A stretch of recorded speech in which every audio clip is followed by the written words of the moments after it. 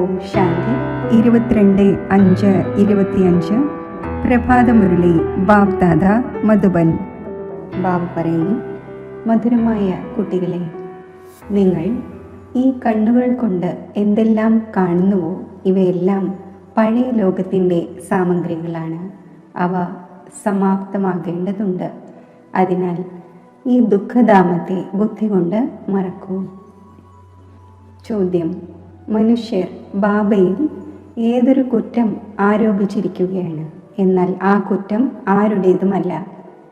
ഉത്തരം: മനുഷ്യർ മനസ്സിലാക്കുന്നു, ഇത്രയും വലിയ വിനാശം ഉണ്ടാകുന്നത് ഭഗവാൻ തന്നെയാണ് ചെയ്യിക്കുന്നത്.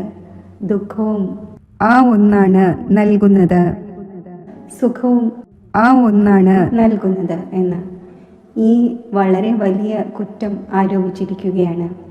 ബാബ പറയുന്നു, കുട്ടികളെ, ഞാൻ സദാ സുഖദാതാവാണ്.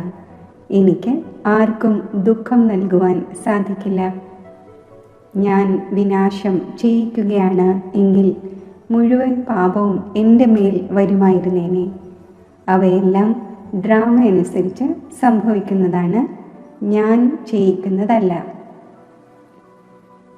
ഗീതം: രാത്രിയിലെ യാത്രക്കാര ക്ഷീണിക്കരുത്.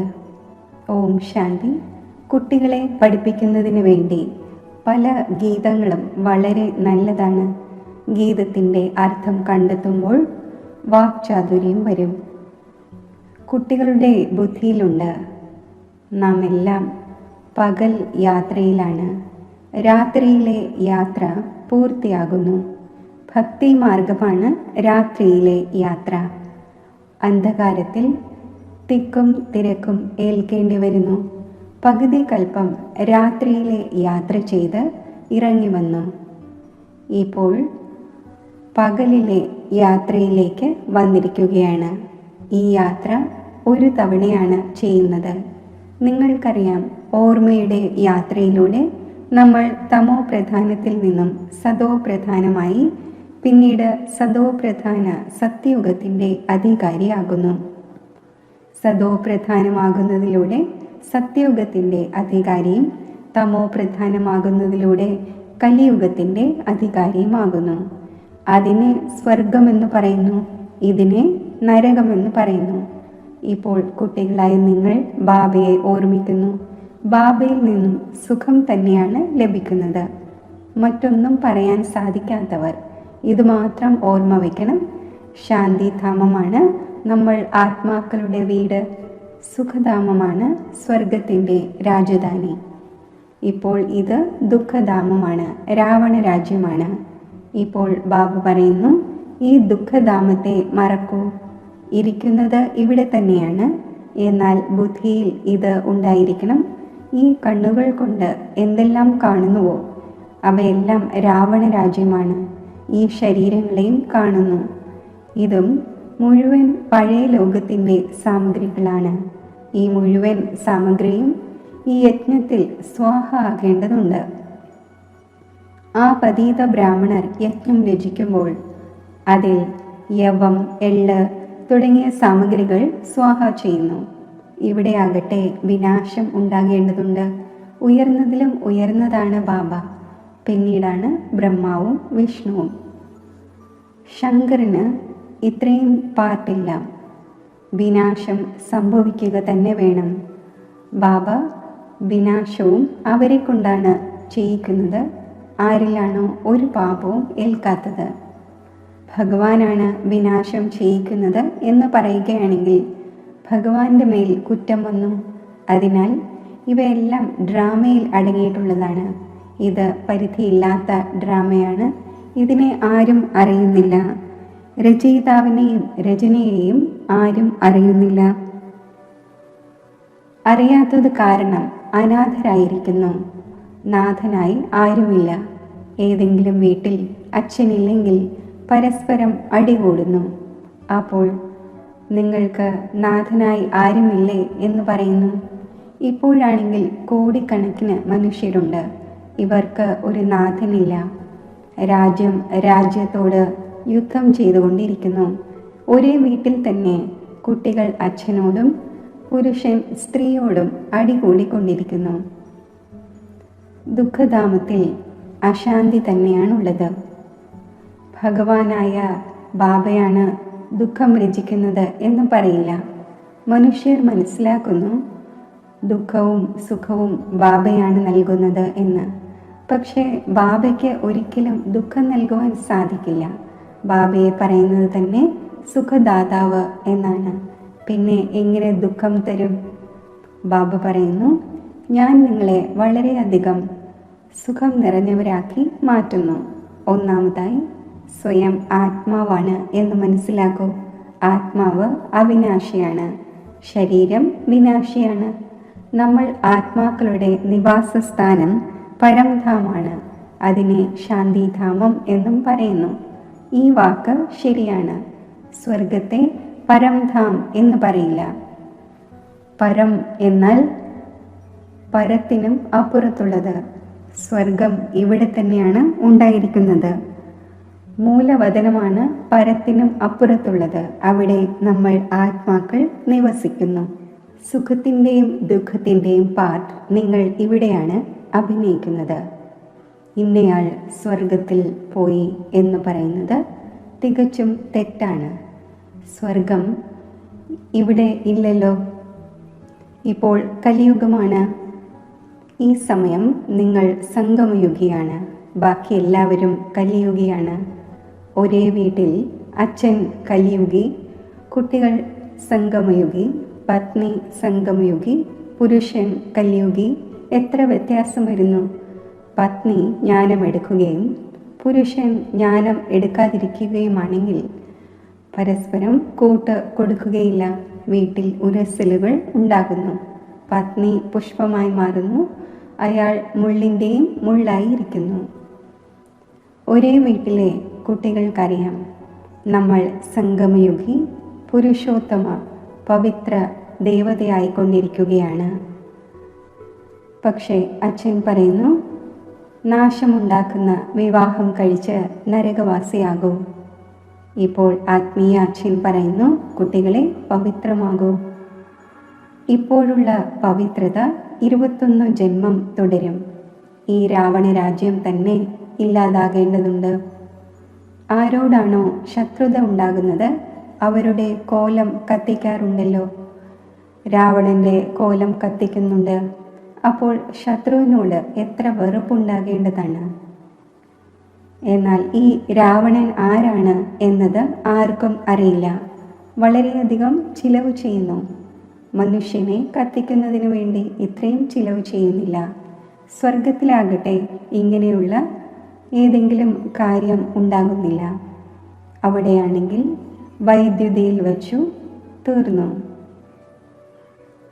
അതിൻ്റെ ചാരം ഉപയോഗത്തിൽ വരട്ടെ എന്ന ചിന്ത അവിടെ ഉണ്ടായിരിക്കില്ല. അവിടെയുള്ള ആചാരരീതികൾ ഇങ്ങനെയാണ്. ഏതെങ്കിലും പ്രയാസത്തിൻ്റെയോ ക്ഷീണത്തിൻ്റെയോ കാര്യം ഉണ്ടായിരിക്കില്ല. ഇത്രയും സുഖമുണ്ടായിരിക്കുന്നു. അതിനാൽ ഇപ്പോൾ ബാബ മനസ്സിലാക്കിച്ചു തരുന്നു, എന്നെ മാത്രം ഓർമ്മിക്കുന്നതിൻ്റെ പുരുഷാർത്ഥം ചെയ്യൂ. ഇത് ഓർമ്മിക്കുന്നതിൻ്റെ യുദ്ധമാണ്. ബാബ കുട്ടികൾക്ക് മനസ്സിലാക്കിച്ചു തന്നുകൊണ്ടിരിക്കുന്നു. മധുരമായ കുട്ടികളെ, തൻ്റെ മേൽ അറ്റൻഷൻ്റെ കാവൽ ഏർപ്പെടുത്തൂ. മായ മൂക്കും കാതും മുറിച്ചു കളയരുത്. കാരണം ശത്രുവാണല്ലോ. നിങ്ങൾ ബാബയെ ഓർമ്മിക്കുന്നു, മായ കൊടുങ്കാറ്റിൽ പറത്തുന്നു. അതിനാൽ ബാബ പറയുന്നു, ഓരോരുത്തരും മുഴുവൻ ദിവസത്തിൻ്റെയും ചാർട്ട് എഴുതണം. എത്ര ബാബയെ ഓർമ്മിച്ചു, മനസ്സ് എവിടെ ഓടിപ്പോയി. ഡയറിയിൽ നോട്ട് ചെയ്യൂ എത്ര സമയം ബാബയെ ഓർമ്മിച്ചു എന്ന്. തൻ്റെ പരിശോധന നടത്തണം.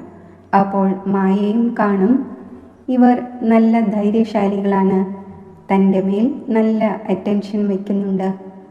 പൂർണ്ണമായും കാവൽ ഏർപ്പെടുത്തണം.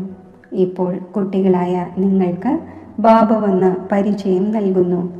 പറയുന്നു, കുടുംബം സംരക്ഷിച്ചുകൊള്ളൂ. ബാബയെ ഓർമ്മിക്കുക മാത്രം ചെയ്യൂ. ഇത് സന്യാസിമാരുടേതുപോലെയല്ല. അവർ ഭിക്ഷയിലൂടെയാണ് മുന്നോട്ട് പോകുന്നത്. എങ്കിലും കർമ്മം ചെയ്യേണ്ടി വരുന്നുവല്ലോ. നിങ്ങൾക്ക് അവരോട് പറയാം, നിങ്ങൾ ഹഠയോഗിയാണ്. രാജയോഗം പഠിപ്പിക്കുന്നത് ഒരേ ഒരു ഭഗവാനാണ് എന്ന്. ഇപ്പോൾ കുട്ടികളായ നിങ്ങൾ സംഗമത്തിലാണ്. ഈ സംഗമയുഗത്തെ തന്നെ ഓർമ്മിക്കേണ്ടി വരും. നമ്മളിപ്പോൾ സംഗമയുഗത്തിൽ സർവോത്തമ ദേവതമാരാകുന്നു. നമ്മൾ ഉത്തമ പുരുഷൻ, അതായത് പൂജ്യ ദേവതയായിരുന്നു. ഇപ്പോൾ താഴ്ന്നതായിരിക്കുകയാണ്, ഒരു ഉപയോഗവുമില്ലാത്തത് ആയിരിക്കുന്നു. ഇപ്പോൾ നമ്മൾ എന്താവുകയാണ്? മനുഷ്യർ വക്കീലിൻ്റെ പഠനവും മറ്റും പഠിക്കുമ്പോൾ ആ സമയത്ത് പദവി ലഭിക്കുന്നില്ല. പരീക്ഷ പാസ്സാകുമ്പോൾ പദവിയുടെ തൊപ്പി ലഭിക്കുന്നു. ഗവൺമെൻറ്റിൻ്റെ സർവീസിൽ പോയി മുഴുകും. ഇപ്പോൾ നിങ്ങൾ അറിയുന്നു, നമ്മളെ ഉയർന്നതിലും ഉയർന്ന ഭഗവാനാണ് പഠിപ്പിക്കുന്നത്. അപ്പോൾ തീർച്ചയായും ഉയർന്നതിലും ഉയർന്ന പദവിയായിരിക്കും നൽകുന്നത്. ഇത് എയിം ഒബ്ജക്റ്റാണ്. ഇപ്പോൾ ബാബ പറയുന്നു, എന്നെ മാത്രം ഓർമ്മിക്കൂ. ഞാൻ ആരാണോ എങ്ങനെയാണോ അത് മനസ്സിലാക്കിച്ചു തന്നു കഴിഞ്ഞു. ആത്മാക്കളുടെ പിതാവായ ഞാൻ ബിന്ദുവാണ്. എന്നിൽ മുഴുവൻ ജ്ഞാനവുമുണ്ട്. ആത്മാവ് ബിന്ദുവാണ് എന്ന ജ്ഞാനം നിങ്ങൾക്കും മുമ്പ് ഉണ്ടായിരുന്നില്ല. ആത്മാവിൽ മുഴുവൻ 84 ജന്മങ്ങളുടെയും പാർട്ട് അവിനാശിയായി അടങ്ങിയിരിക്കുന്നു. ക്രൈസ്റ്റ് പാർട്ട് അഭിനയിച്ചു പോയി, വീണ്ടും തീർച്ചയായും വരും. അപ്പോൾ ശരിയായില്ലേ? ക്രൈസ്റ്റിൻ്റെ ആൾക്കാരെല്ലാവരും ഇപ്പോൾ പോകും. ക്രൈസ്റ്റിൻ്റെ ആത്മാവും ഇപ്പോൾ തമോ പ്രധാനമായിരിക്കും. ഏതെല്ലാം ഉയർന്നതിലും ഉയർന്ന ധർമ്മസ്ഥാപകരുണ്ടോ അവർ ഇപ്പോൾ തമോ പ്രധാനമാണ്. ഇദ്ദേഹവും പറയുന്നു, ഞാൻ വളരെയധികം ജന്മങ്ങളുടെ അന്തിമത്തിൽ തമോ പ്രധാനമായിരിക്കുന്നു. ഇപ്പോൾ വീണ്ടും സതോ പ്രധാനമാകുന്നു. തത്വം അത് നീയാകുന്നു. നിങ്ങൾ അറിയുന്നുണ്ട്, നമ്മൾ ഇപ്പോൾ ബ്രാഹ്മണരായിരിക്കുന്നു ദേവതയാകുന്നതിനു വേണ്ടി. വിരാട് രൂപത്തിൻ്റെ ചിത്രത്തിൻ്റെ അർത്ഥം ആരും അറിയുന്നില്ല. ഇപ്പോൾ കുട്ടികളായ നിങ്ങൾ അറിയുന്നുണ്ട്, ആത്മാവ് സ്വീറ്റ് ഹോമിൽ ആയിരിക്കുമ്പോൾ പവിത്രമാണ്. ഇവിടെ വരുന്നതിലൂടെ പതീതമായി. അപ്പോഴാണ് പറയുന്നത്, ഹേ പതീത പാവന, വന്ന് നമ്മളെ പവിത്രമാക്കി മാറ്റൂ. നമ്മൾ നമ്മുടെ വീടായ മുക്തിധാമിലേക്ക് പോകട്ടെ. ഈ പോയിന്റ്സും ധാരണ ചെയ്യുന്നതിന് വേണ്ടിയുള്ളതാണ്. മുക്തി, ജീൻ മുക്തിധാം എന്ന് എന്തിനെയാണ് പറയുന്നത് എന്ന് മനുഷ്യർ അറിയുന്നില്ല. മുക്തിധാമത്തെ ശാന്തിധാമം എന്ന് പറയുന്നു. ജീവൻ മുക്തിധാമത്തെ സുഖധാമം എന്ന് പറയുന്നു. ഇവിടെ ദുഃഖത്തിൻ്റെ ബന്ധനമുണ്ട്. ജീവൻ മുക്തിയെ സുഖത്തിൻ്റെ സംബന്ധം എന്ന് പറയും. ഇപ്പോൾ ദുഃഖത്തിൻ്റെ ബന്ധനം ദൂരെയാകും. നമ്മൾ ഉയർന്ന പദവി നേടുന്നതിന് വേണ്ടി പുരുഷാർത്ഥം ചെയ്യുന്നു. അതിനാൽ ഈ ലഹരി ഉണ്ടായിരിക്കണം. നമ്മൾ ഇപ്പോൾ ശ്രീമത്തിലൂടെ തൻ്റെ രാജ്യഭാഗ്യം സ്ഥാപിച്ചുകൊണ്ടിരിക്കുന്നു. ജഗദംബ നമ്പർ 1 പോകുന്നു. നമ്മളും ആ ഒന്നിനെ ഫോളോ ചെയ്യും. ഏത് കുട്ടികളാണോ ഇപ്പോൾ മാതാപിതാക്കളുടെ ഹൃദയത്തിൽ കയറുന്നത്, അവരാണ് ഭാവിയിൽ സിംഹാസനസ്ഥരാവുക. ഹൃദയത്തിൽ കയറുന്നത് ദിനരാത്രം സേവനത്തിൽ ബിസിയായിരിക്കുന്നവരാണ്. എല്ലാവർക്കും ഈ സന്ദേശം കൊടുക്കണം. ബാബയെ ഓർമ്മിക്കൂ. പൈസയോ മറ്റോ ഒന്നും വാങ്ങേണ്ട കാര്യമില്ല. അവർ മനസ്സിലാക്കുന്നു, ഈ രാഖി ബന്ധിക്കാനായി വരുമ്പോൾ എന്തെങ്കിലും കൊടുക്കേണ്ടി വരുമെന്ന്. പറയൂ, നമുക്ക് മറ്റൊന്നും വേണ്ട, 5 വികാരങ്ങളുടെ ദാനം നൽകൂ. ഈ ദാനം വാങ്ങുവാനാണ് നമ്മൾ വന്നിരിക്കുന്നത്. അതിനാലാണ് പവിത്രതയുടെ രാഖി ബന്ധിക്കുന്നത്. ബാബയെ ഓർമ്മിക്കൂ, പവിത്രമാകൂ. അപ്പോൾ ഈ ദേവതയാകും. പിന്നെ നമുക്ക് പൈസ യാതൊന്നും സ്വീകരിക്കുവാനാകില്ല. നമ്മൾ ആ ബ്രാഹ്മണരല്ല. 5 വികാരങ്ങളെ മാത്രം ദാനം നൽകൂ. അപ്പോൾ ഗ്രഹണം മാറട്ടെ. ഇപ്പോൾ യാതൊരു കലയും അവശേഷിക്കുന്നില്ല. എല്ലാവരിലും ഗ്രഹണം ബാധിച്ചിരിക്കുകയാണ്. നിങ്ങൾ ബ്രാഹ്മണരാണല്ലോ. എവിടെ പോയാലും പറയൂ, ദാനം നൽകുമെങ്കിൽ ഗ്രഹണം മാറും. പവിത്രമാകൂ. വികാരത്തിൽ ഒരിക്കലും പോകരുത്. ബാബയെ ഓർമ്മിക്കുമെങ്കിൽ വികർമ്മം വിനാശമാകും. നിങ്ങൾ പുഷ്പമായി മാറുകയും ചെയ്യും. നിങ്ങൾ തന്നെ പുഷ്പമായിരുന്നു, പിന്നെ മുള്ളായിരിക്കുന്നു. 84 ജന്മങ്ങൾ എടുത്തെടുത്ത് വീണ വരികയായിരുന്നു. ഇപ്പോൾ തിരിച്ചു പോകണം. ബാബ ഇദ്ദേഹത്തിലൂടെ ബ്രഹ്മാവിലൂടെ ഡയറക്ഷൻ നൽകിയിരിക്കുന്നു. അത് ഉയർന്നതിലും ഉയർന്ന ഭഗവാനാണ്. ആ ഒന്നിന് ശരീരമില്ല. ശരി, ബ്രഹ്മ വിഷ്ണു ശങ്കരന് ശരീരമുണ്ടോ? നിങ്ങൾ പറയും, അതെ, സൂക്ഷ്മ ശരീരം ഉണ്ട്.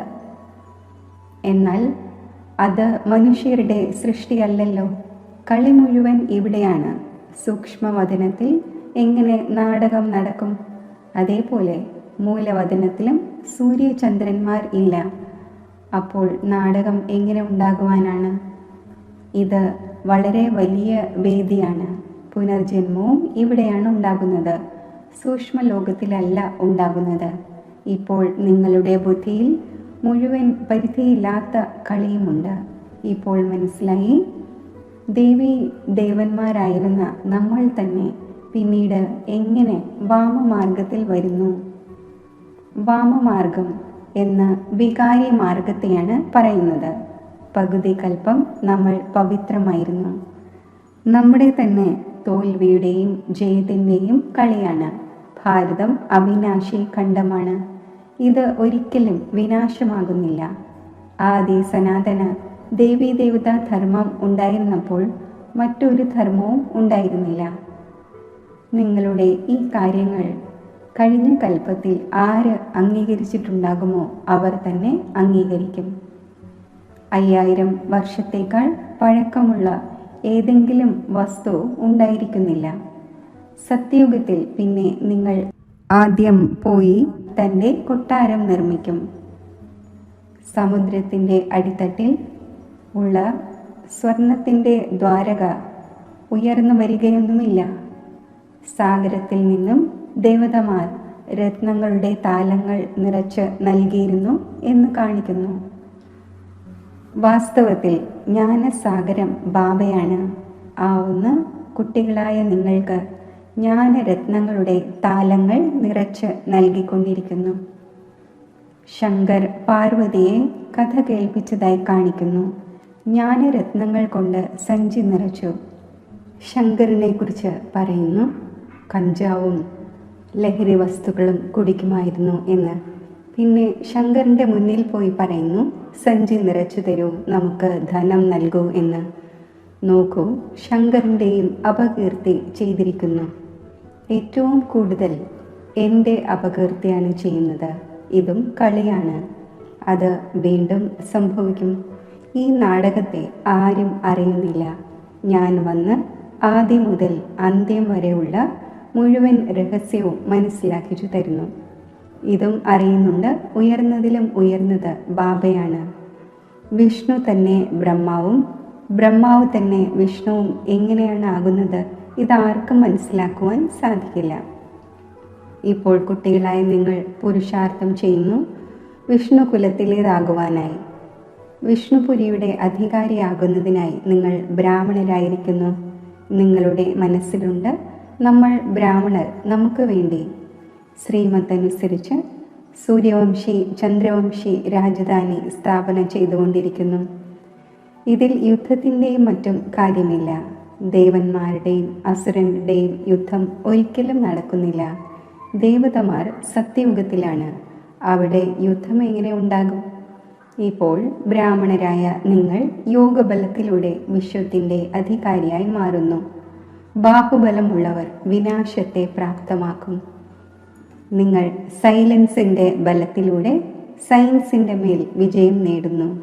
ഇപ്പോൾ നിങ്ങൾക്ക് ആത്മാഭിമാനി ആകേണ്ടതുണ്ട്. നമ്മൾ ആത്മാവാണ്.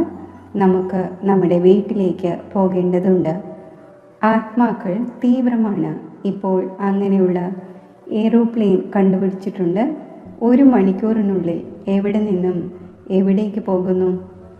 ഇനി ആത്മാവാകട്ടെ അതിനേക്കാൾ തീവ്രമാണ്. ഞൊടിയിടയിൽ ആത്മാവ് എവിടെയെല്ലാം പോയി ജന്മമെടുക്കുന്നു. ചിലർ വിദേശത്തും പോയി ജന്മമെടുക്കുന്നു. ആത്മാവ് ഏറ്റവും വേഗതയുള്ള റോക്കറ്റാണ്. ഇതിൽ മിഷനറിയുടെയും മറ്റും കാര്യമില്ല. ശരീരം ഉപേക്ഷിച്ചു ഇത് ഓടിപ്പോയി. ഇപ്പോൾ കുട്ടികളായ നിങ്ങളുടെ ബുദ്ധിയിലുണ്ട്, നമുക്ക് വീട്ടിലേക്ക് പോകേണ്ടതുണ്ട്. പതീത ആത്മാവിന് പോകുവാൻ സാധിക്കില്ല. നിങ്ങൾ പാവനമായി തന്നെ പോകും. ബാക്കി എല്ലാവരും ശിക്ഷകൾ അനുഭവിച്ചു പോകും. ശിക്ഷകൾ വളരെയധികം ലഭിക്കുന്നു. അവിടെയാണെങ്കിൽ ഗർഭ കൊട്ടാരത്തിൽ വിശ്രമപൂർവം കഴിയുന്നു. കുട്ടികൾ സാക്ഷാത്കാരം കണ്ടിട്ടുണ്ട്. കൃഷ്ണന്റെ ജന്മം എങ്ങനെയാണ് ഉണ്ടാകുന്നത്? മലിനമായ ഏതെങ്കിലും കാര്യമല്ല, പൂർണ്ണമായും പ്രകാശം ഉണ്ടാകുന്നു. ഇപ്പോൾ നിങ്ങൾ വൈകുണ്ഠത്തിൻ്റെ അധികാരിയാകുന്നു. അതിനാൽ ഇങ്ങനെയുള്ള പുരുഷാർത്ഥം ചെയ്യണം. ശുദ്ധവും പവിത്രവുമായ ആഹാര രീതികൾ ഉണ്ടായിരിക്കണം. പരിപ്പും ചോറും ഏറ്റവും നല്ലതാണ്. ഋഷികേശിൽ സന്യാസിമാർ ഒരു ജനലിലൂടെ വാങ്ങിയിട്ട് പോകുന്നു. ചിലർ ഒരു രീതിയിൽ, ചിലർ മറ്റൊരു രീതിയിൽ ഉള്ളവരാണ്. ശരി, മധുരമധുരമായ വളരെ കാലം വേർപിരിഞ്ഞ ശേഷം തിരിച്ചു കിട്ടിയ കുട്ടികൾക്ക് മാതാവും പിതാവുമായ ബാബ്ദാദയുടെ സ്നേഹസ്മരണകൾ. Good morning. ആത്മീയ അച്ഛൻ്റെ ആത്മീയ കുട്ടികൾക്ക് നമസ്തേ.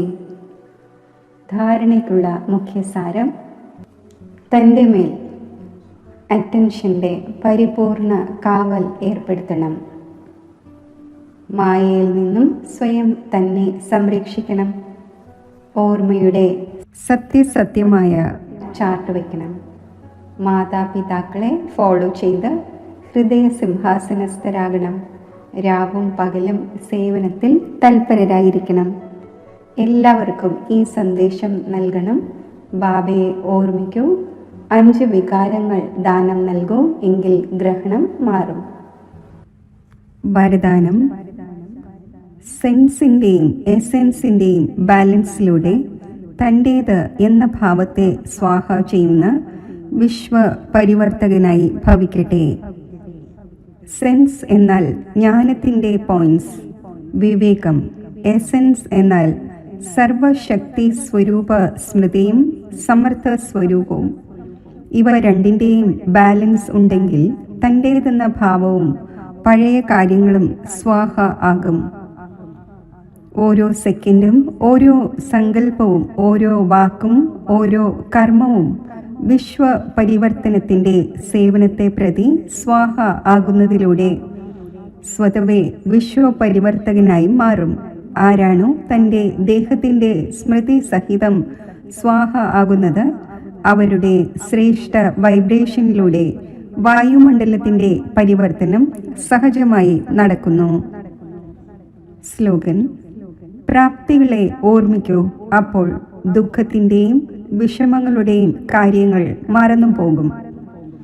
അവ്യക്ത സൂചന: ആത്മീയ റോയൽറ്റിയും പ്യൂരിറ്റിയുടെ പേഴ്സണാലിറ്റിയും ധാരണ ചെയ്യൂ. ശ്രേഷ്ഠ കർമ്മങ്ങളുടെ ഫൗണ്ടേഷനാണ് പവിത്രത. എന്നാൽ പവിത്രത കേവലം ബ്രഹ്മചര്യമല്ല, ഇതും ശ്രേഷ്ഠമാണ്. എന്നാൽ മനസ്സ സങ്കല്പത്തിൽ പോലും അഥവാ ഏതെങ്കിലും ആത്മാവിനെ പ്രതി വിശേഷിച്ച് മോഹമോ ചായ്വോ ഉണ്ടായെങ്കിൽ, ഏതെങ്കിലും ആത്മാവിൻ്റെ വിശേഷതയിൽ പ്രഭാവിതമായെങ്കിൽ, അഥവാ അവരെ പ്രതി നെഗറ്റീവ് സങ്കല്പം നടന്നുവെങ്കിൽ, മര്യാദാപൂർവമല്ലാത്ത അങ്ങനെയുള്ള സംസാരമോ വാക്കുകളോ വന്നുവെങ്കിൽ അതിനെയും പവിത്രത എന്ന് പറയുകയില്ല. ഓം ശാന്തി.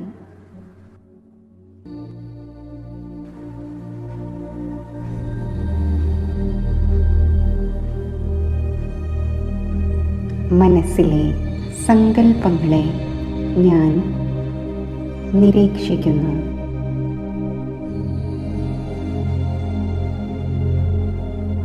എൻ്റെ സങ്കല്പങ്ങളെ നിരീക്ഷിക്കുമ്പോൾ സങ്കല്പങ്ങളുടെ വേഗത സാവധാനത്തിൽ ആകുന്നു. സദ്വിവേകത്തെ ഉണർത്തി സൂക്ഷ്മമായ മനോവിഷമങ്ങൾക്കും പിരിമുറുക്കങ്ങൾക്കും വിട നൽകി അവയിൽ നിന്നും എൻ്റെ മനസ്സിനെ ഞാൻ സ്വതന്ത്രമാക്കുന്നു.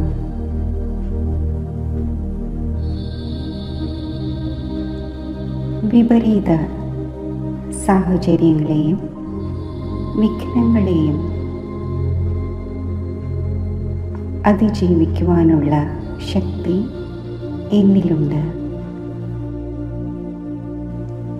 ഞാൻ എല്ലാ വ്യർത്ഥ വികൽപ്പങ്ങൾക്കും വിരാമമിട്ട് എൻ്റെ നിജസ്വരൂപത്തിലേക്ക് ശ്രദ്ധ കേന്ദ്രീകരിക്കുന്നു. ഒരു അലൗകിക പ്രകാശബിന്ദുവായി അമരമായ ആത്മാവാണ് ഞാൻ. ഈ ആത്മസ്മൃതിയിൽ സ്ഥിതി ചെയ്യുമ്പോൾ ശാന്തിയാകുന്ന എൻ്റെ നൈസർഗിക ഗുണം ഞാൻ അനുഭവിക്കുന്നു.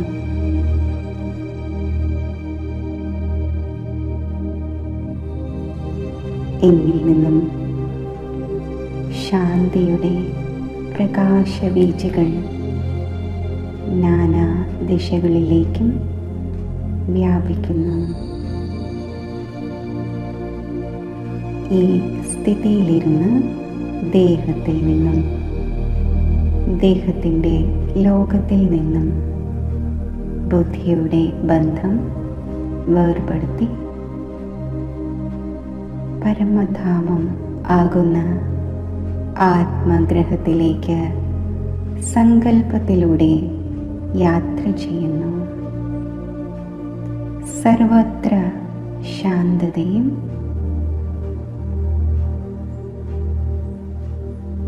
സ്വീറ്റ് സൈലൻസും നിറഞ്ഞ ഈ ലോകത്തിൽ ഞാൻ സ്വതന്ത്രമാണ്, ഭാരരഹിതമാണ്,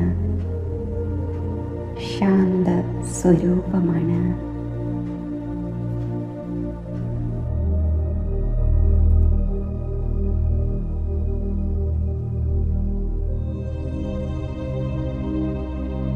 നിശബ്ദതയുടെ ഈ ധാമത്തിൽ സ്ഥിതി ചെയ്യുമ്പോൾ ശാന്തിയുടെ സ്പന്ദനങ്ങൾ എനിക്ക് അനുഭവപ്പെടുന്നു.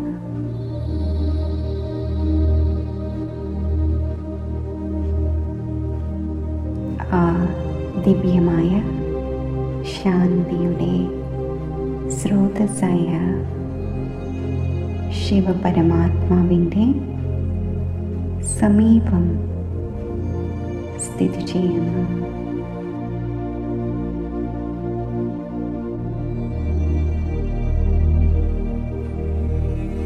ശാന്തി സാഗരനും സർവശക്തിവാനും ജ്ഞാനസൂര്യനുമായ പരമാത്മാവിൻ്റെ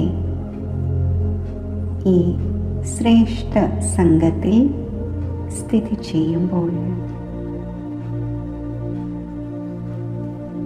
ശാന്തിയുടെയും ശക്തിയുടെയും ആത്മീയ ഊർജം എന്നിൽ നിറയുന്നു. പരമാത്മാവിൽ നിന്നും പ്രസരിക്കുന്ന ശക്തിശാലി സ്പന്ദനങ്ങൾ മനസ്സിനെയും ബുദ്ധിയെയും പ്രകാശമാനമാക്കുന്നു.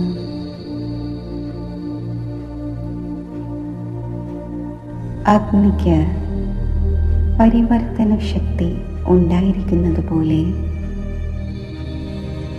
ഈ പരമാത്മാ പ്രകാശം എന്നിലെ പരിമിതമായ വ്യക്തിത്വ ഭാവങ്ങളെ സമാപ്തമാക്കി അപരിമിതമായ അലൗകിക വ്യക്തിത്വം എമർജ് ആക്കുന്നു.